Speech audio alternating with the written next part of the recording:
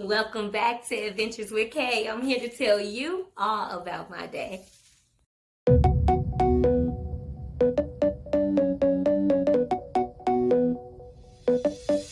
Okay, y'all, so this is story time edition. So I'm going to tell you guys all about my day like I would typically do, but this time it's going to be in a story format. Okay, you guys, as you might have already read, my shirt said a dream has come true. So I'm going to give you all the details about why I wore this shirt today. All right, so let's go ahead and get started. So first and foremost, before we get started, I just want to thank each and every one of my subscribers, one of my supporters, my nieces and my nephew, like my sister, like my baby sister. I just love you guys, and I just thank you guys so much for just always believing in me and all the many dreams that I have. Well, not really dreams, but many goals that I accomplish and many goals that I go after. You guys are always just right there with me, just like cheering me on. And I truly, truly, truly, truly, truly appreciate that. It means the world to me, and I just thank you guys. Now, with that being said, first of all, I got into trucking simply because it's always been a dream of mine. You know how you have goals, you set goals and there's some things that you want to do in life and things like that. Trucking was never that for me. I never set a goal for trucking. I never desired to go and figure out how to be a trucker. It literally just happened. And that's why I am elated. I am elated to be on this process. Like it's been a dream come true for me because as a young child, I used to always like, oh, I'm going to be a truck driver. I'm going to be a truck driver. Well, I didn't say I want to be a truck driver. I always say I wanted to drive a truck. So fast forward to now, as you can see, I'm in school and I'm, doing what I need to do. So anyways, yeah, so I went out to do trucking just on a whim because I have a little bit of time on my hands to kind of get into a little bit of stuff. If you don't know me in my personal life, I'm an entrepreneur. I'm a serial entrepreneur, and what that means is I continue to invent things. I continue to create different avenues for income for me and my family. I'm an avid entrepreneur. I love entrepreneurship so much that I even teach young teens in my community how to become their own boss, how to become an entrepreneur, or give them little details on how, if they don't want to become an entrepreneur, how to be productive in society. So that's just me. I'm just that type of person. I've always loved to be to do my own thing. Like I like working, but I also like working for myself as well. I'm just so happy, y'all. Y'all don't even understand, like, becoming a truck driver. I thought when I initially got into the process, I thought it was gonna be like, oh, it's a piece of cake, I'm just gonna learn how to, no, it wasn't that. And I'm not exaggerating, I'm not lying, but I would say that if you're thinking about it, if you're on the brink of like, oh, should I do this or not, do it, because it's so worth it. Like, it's so worth it. The whole process is worth it. If it's something that you desire to do, do it. It's not, when I say it wasn't that what I mean is it just wasn't as easy as I thought it was. My bar was down here and trucking is up here. And that doesn't mean that it's super hard. It's not something that you cannot just grasp in the time that they give it to you. But it is, what it means is you need to put your work in. If you're a lazy person, or if you don't want to like actually put in work, don't go. Don't waste your time. Don't waste your money. Don't go, because this is it's not just with Clem, but just with any academy. You're going to have to put in the work, because it's all you. Like when I went to do my permit test, I had to put in the work for that. When I went to do my maneuvers, I had to put the work in for that. When I was studying for my pre-trip, I had to put the work in for that. So it's not a opportunity where you could just go and like, oh yeah, let me get it. if you're not willing to put in the work. So if you're not willing to put in the work, don't even go. And I'm just being honest. However, if you are willing to put in the work, it's great benefits in it. It's life-changing experience. If you have a class like mine, shout out to my OGs that came into the door with me and stuck with me and encouraged me to keep moving, even when things got a little rough or I got in my head too much. It was just a few men that really pushed me like, hey, you came here for a reason. So I just appreciate that and appreciate them for believing in me, because they didn't have to, but we all encouraged each other. We began together and we literally are at the end with each other. So I'm just forever grateful for that. God is definitely amazing. He is definitely, I'm just so blessed. God is so intentional when it comes to me. And the people that he surrounds me with is always people that are genuine, people that are loving and caring, just like I am. So I just think, I'm going to cry. I'm not going to cry, but yeah, I want to cry. I just thank them for that. Anyways, so if you are really ready to put in that work, get your butt up and just go sign up. And if you go to Clem, put my name on it, okay? Tell them Kay the truck driver sent you. Let's get back to the story. I come to you in times of trouble. I watched my short last night, and if you just been watching my journey, you would know that today was my day to test.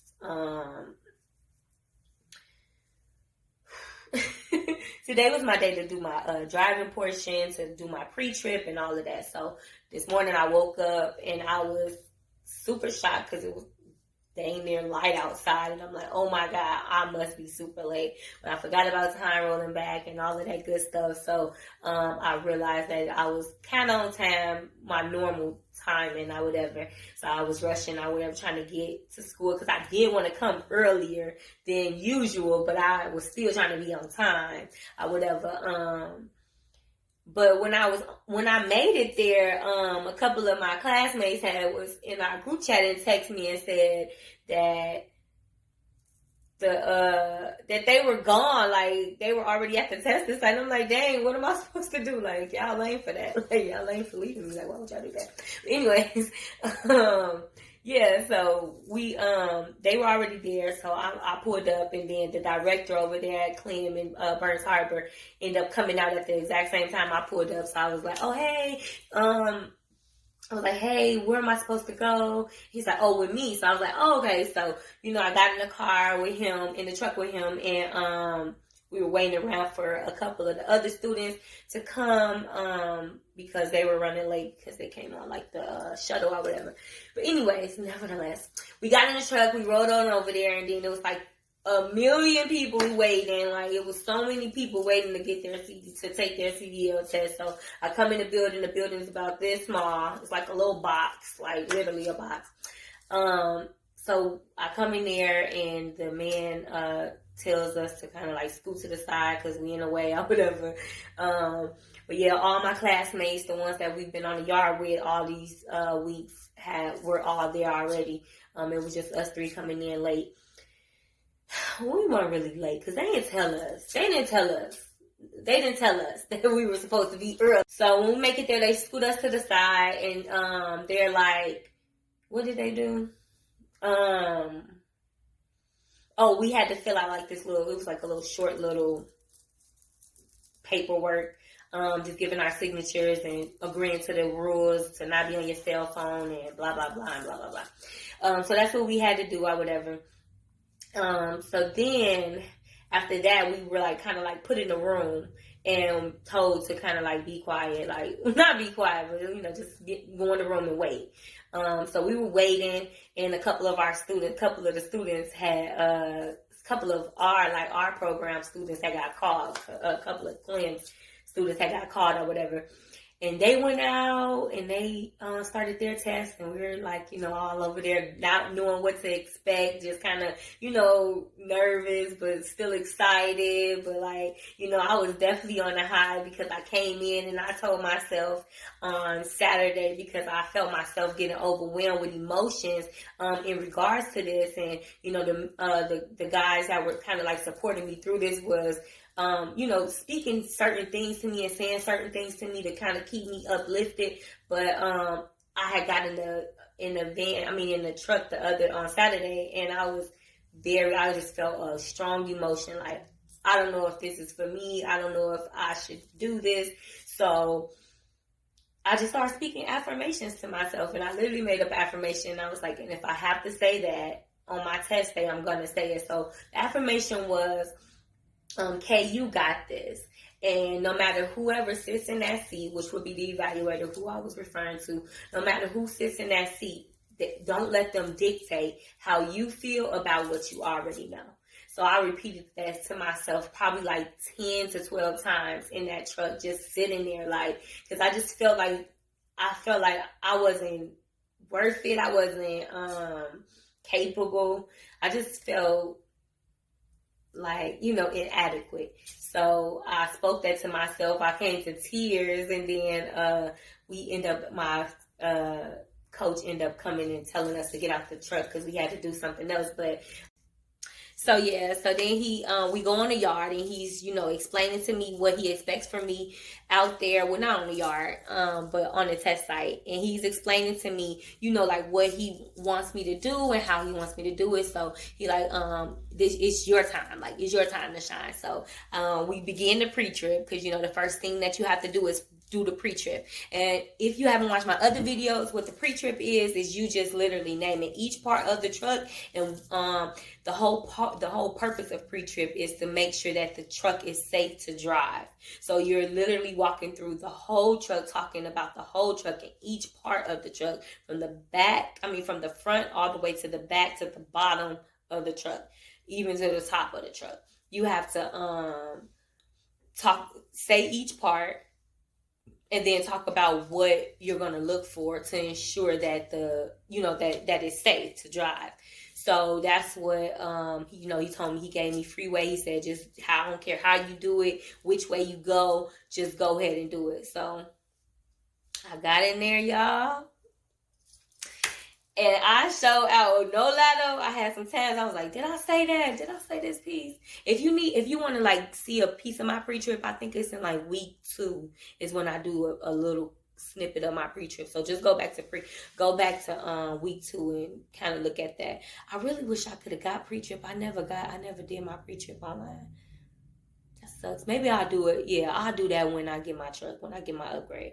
I'll go through a pre-trip so that you guys can kind of see that and how it goes. But anyways, so I finished pre-trip, and he's like, oh, that was good. Go ahead and get into the car. We're going to do the end cap. He explained me the directions. He told me, however I wanted to do it, let's do it. So I actually, before we got in the car, he wanted me to get in to check all the lights, that make sure the lights were working properly, and we did.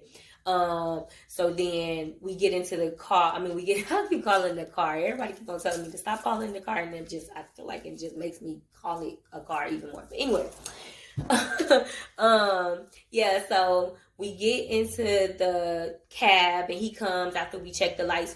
He comes into the cab, and he's kind of just telling me the instructions about what he's expecting in the cab. And that's inside. When I say in the cab, that means like inside the truck. So he's telling me, what he expects from me and stuff like that. So I had to demonstrate my safe start. I had to demonstrate my in cab, and then I had to demonstrate my tug test and also my air brakes test. So I had to demonstrate all 4 of those things. And yeah, girl, you already know. Y'all already know I passed that.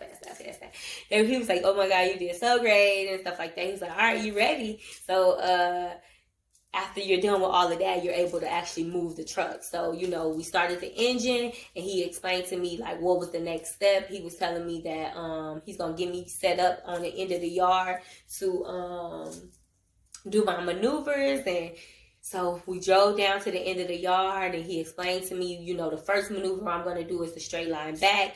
He said, after the straight line back, then, you know, I'll talk to you about the second maneuver. So I'm like, okay. So I end up getting the passenger side, which that's my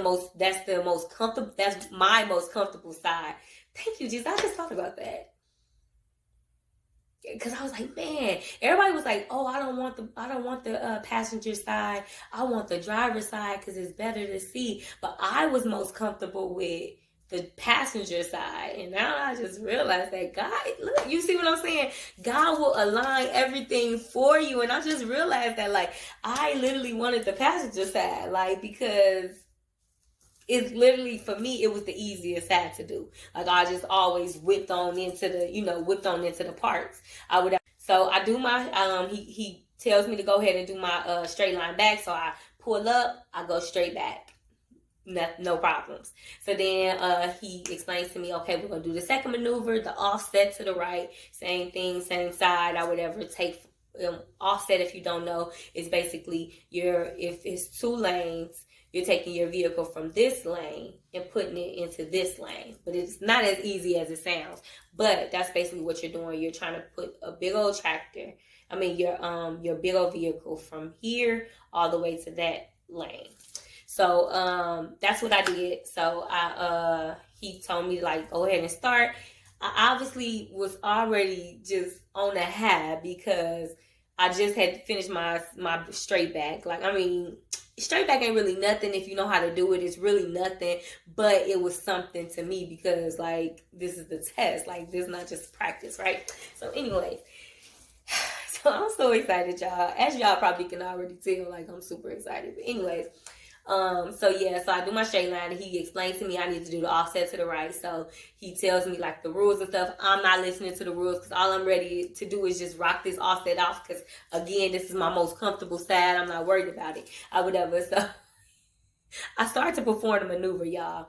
I actually get to the end of the maneuver. I hear him blow a whistle, and I'm thinking, like, what is he blowing a whistle for? Because I'm not out these cones. Or, like, what is he blowing a whistle for? Like, I'm like, it's still like 5 more cones I need to get past, right? So he just look at me. He just shaking his head, right? So I'm like, dang, like, did I fail? Like, did I hit something? Like, what is it? I'm like, I don't need to scoot up. Like, my trailer is straight. So what is he blowing his whistle for? So I end up, after every maneuver, you gotta honk your horn. You gotta put your truck in neutral, pop the spring brakes, put the brakes on, and then honk your horn to tell the evaluator that you're done, right? So I did that. So I did that, and then he walked over there. He said, "You didn't follow my instructions," and I'm like, "Oh my God, did I fail?" All I kept on thinking about, oh my God, did I fail? Did I fail? Did I fail? So one other thing about the evaluator, he was super peaceful. Like, he just kept reminding me, like, you're okay. Stop worrying. You worry too much. Stop worrying. I needed that type of evaluator because I am a super overthinker. Like, I always overthink everything. Like, everything is just it's never a good thing. It's always the outlandish thing. Something that's so far from that should be so far from my mind. So yeah, I do thank God that he was my instructor. Anyway, so he like, you didn't listen to me. I told you to stop right here. You see these? And I was like, oh. He's like, your whole goal was just to get out of those cones. Once you got your trailer out of those cones, you should have stopped. You just wasted our time. So, but he's playing, and I'm like, he just made me feel real super comfortable or whatever. But he's like, you just wasted our time or whatever. So he tells me, I'm ready to do my next maneuver, and that's the parallel parking. Y'all be parallel parking, y'all, like a whole semi truck. Yes, your girl be doing that. But anyways, I love me. But anyways, Yeah, so he told me I need to do the parallel again to the right, because as soon as you get whatever when you sign your paperwork, on the back of your paperwork, it's like random maneuvers that they want you to do to perform. They tell you either you're going to do your passenger side or you're going to do your driver's side. So whichever side it is, that's what side you have to do all of your maneuvers with. So I did my offset to the right, and now I have to do my parallel to the right. So I'm prepping to do my parallel, and I'm doing a maneuver, and y'all, I hit the hard left like I'm supposed to. I hit the hard right to straighten my vehicle up. I see my cones on both sides of me, my both reference cones in the back of me. So I'm like, okay, that's good. So I start to reverse. I get all the way to the back of where I need to be, where my tires should be lined up at, to make sure my parallel is good. So I see it. I see it's all aligned. I see it's all lined up. I didn't forgot about one of the reference cones. I didn't totally forgot about that cone. But I get out and check. You only get two get out and looks in Indiana. You only get two get out and looks to what am I trying to say? You only get two get out and looks to make sure that you're in the proper position or whatever. So I get out and look, and I'm like, oh my God, I'm so far up. I was so far up on that maneuver, but I knew how to fix it, so I didn't really worry about it, because again, this is the best side. Like, I already done played around with it, I already done messed up a million times, so it wasn't nothing new for me. But yeah, I counted how many feet I needed to back up, and I just got in there, and I did my hard right and then my hard left to straighten my vehicle back up. And y'all, I was in them cones. Your girl was in them cones. I was in the cones, y'all, and it was like so exciting. Like, I just started saying, thank you, Jesus. Thank you, Jesus. I was yelling and just so happy. He was like, I'm proud of you. Just the instructor, like, I'm proud of you. Like, you got this. Like, don't worry, you got this. So I had shared with him, like, man, this has been one of my dreams. Like, this is a dream come true to be here. So I end up killing the maneuvers. So the next thing to do is driving, right? So that means you're getting on the road. So he starts to explain to me, like, the rules of the road. He tells me all about the do's and the don'ts, the automatic failures and all of that good stuff, right? So I'm like kind of nervous. I'm like, oh Jesus, like, am I really gonna get this done? Like, cause I think I shared with you guys. I'm not 100% sure, but I was apprehensive about my turns. Now I did kind of I wouldn't say perfect them, but I did kind of get a better understanding of my turns on Saturday, which was a couple days ago. So I wasn't hesitant, but I was a little bit nervous. I had a little bit of nerves when it came to, like, my turns. So we get out and I'm driving, and yeah. So while we come to a turn, right? Now, I didn't turn all the way. Now, if you turn in the left lane, you need to stay in the left lane. If you turn in the right lane, you need to stay in the right lane. I didn't turn from my left lane to my right lane, noticed it, and went back to my left. Y'all, I was like, was that an automatic failure? Was that an automatic? That man said, he looked at me, he said, all you do is worry. So, I just kept driving or whatever. I see a car behind me, and I'm like, okay, I need to get back in the right lane, because with Clem, you have to drive in the right lane when you're on the road. So that's one of their stipulations with driving. So I'm like looking to go get back in the right lane. I see a car on the side of me, so I put my blinker on, and he hurry up and jump behind me. But right after he jumps behind me, a big old truck jumps in front, jumps on the side, or behind me, but on the side of me. And I was like, oh my God, I can't go. So I'm just driving. I'm driving with my blinker on to go right, but still in the left lane, like, trying to see what this truck is going to do. So he fell back, but I didn't know he fell back to let me in. So I'm just over here like, oh my God, I'm scared to jump in front of him or whatever. So after a while, after a mile really, because he told me, after a mile, I end up jumping back over in the right lane after the lanes had cleared or whatever. I had jumped over in the right lane, and I just kept going or whatever. So those were kind of like two of the things that I did that was like, girl. But, it was another thing. He told me that I was impeding traffic because I think the speed limit was like 65 and I was doing 60, and he was like, you're slowing them down from being able to do to do the speed limit or whatever. So he's like, you're impeding traffic. So I'm like, okay.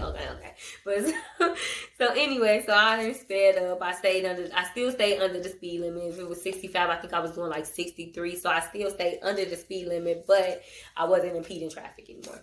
So we get back, we do a lot more turns. It felt like that drive was forever. I'm like, man, could we be over with? But, I think it was only like 20 minutes at the most, because we ended up having to get on the highway. I killed the highway. Like, I murdered that part. I murdered the turn, the hardest turn. I murdered that part. Like, I was able to turn and get on that highway all perfectly or whatever. So then, we're driving back. Oh, before we get back to the site, we're driving on the streets, right? And we're going past a lot of signs. And he's like, oh, what was that? What does that sign mean? I'm like, he's like, oh, what was that sign? I'm like, because you're supposed to know the signs that you're driving past, because as a truck driver, it's a professional position. So you're a professional, so that means that you need to make sure that you're driving for everyone else. So all signs on the road pertain to truck drivers. So you can't just skip, like when you're in your car, you don't have to pay attention to that sign because it really don't matter to you. With truck driving, you have to pay attention to every sign because all signs matter to you. Because you could be driving and it says no trucks, and then you didn't went to you didn't kept straight, and boom, now you under a bridge and your trailer messed up, and now you out of a job. So it's very important to pay attention to them signs. Even though I wasn't paying attention to mine, once I get on the road, I will. So that was another thing, not paying attention to the signs. He tried to play me out. So it was like a road sign. This is the final sign. That, one of the ones that's over your head, that's on the highway. He's like, oh, what is that sign? What did that sign say once we passed? He's like, what did that sign? I'm like, I don't know. He was like, really, girl? He was like, really, girl, you, It was so funny because he was so serious. He's like, really, girl, the truck is as big as your truck. He was like, the sign was as big as your truck, and you didn't see that sign. I'm like, no.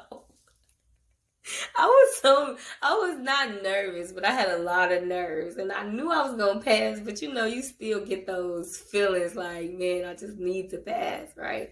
So, yeah, I was not paying attention to those signs. And then when I was paying attention to the signs, he wasn't asking me the question. So it was just like, oh, whatever. But anyways, we get back to the site and we pull in, and he's like, so he starts to explain to me all of the wrong things that I did. And he's kind of talking to me as if I was a truck driver already.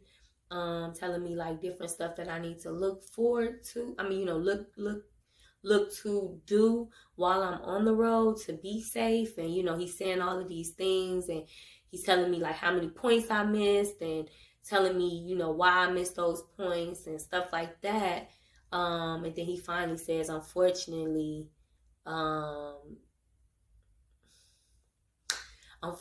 you don't have to come back because you passed. And I literally just went like this, and I was just like, I got super teary-eyed, and I think I'm just really just even thinking about reliving the moment. Like, it was like a weight lifted off my shoulder. It was a dream come true. A dream has come true, y'all. Like, I worked my butt off for that, Like,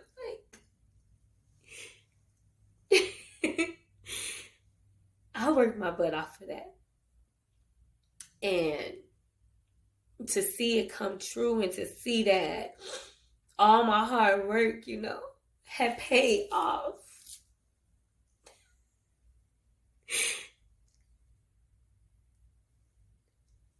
It was amazing. It's an amazing feeling.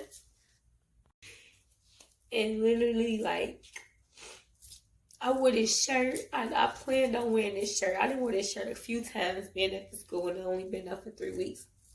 But it's really like I've been living a dream. Like, y'all probably like, why is she crying about a truck? Like, it's not about the truck. It's not about me being able to drive the truck, which, I mean, of course that's my dream, but it's more to it. It's more on a spiritual level. Like, when things align, when things happen in your life, most times as humans, we instantly just go to the negative. Oh, why is this happening to me? Woe is me. Like, God, are you really there for me? Like, I've been serving you, and just all of these thoughts that rage through your head.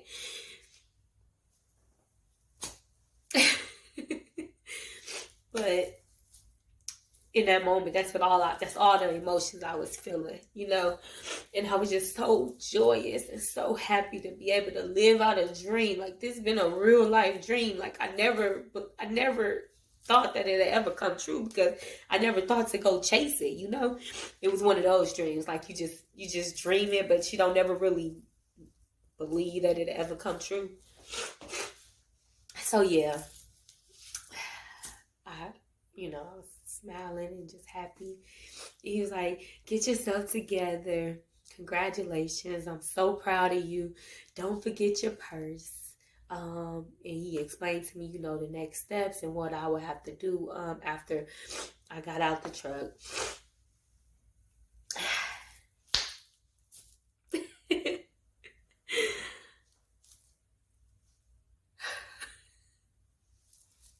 I just thank God.